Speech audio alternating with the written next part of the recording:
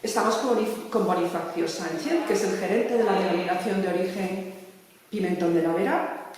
Bonifacio, ya sabemos que la producción de este año, por una nota de prensa que habéis emitido, va a ser bastante menor. Sin embargo, la calidad será excelente, incluso mejor que otros años.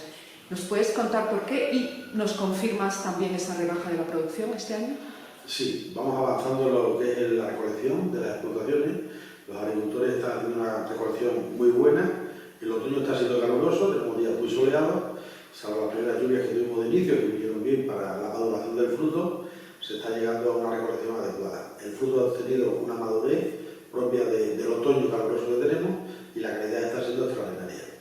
Hay que decir que es un esmero lo que hacen los agricultores en obtener calidad.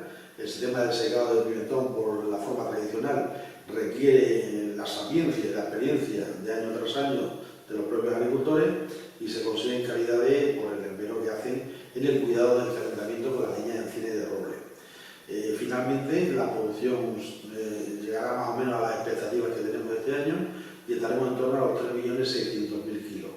Hay que recordar que el verano ha sido excesivamente caluroso y hay una minoración de producción media por hectárea que se va a ver en el resultado total que vamos a tener.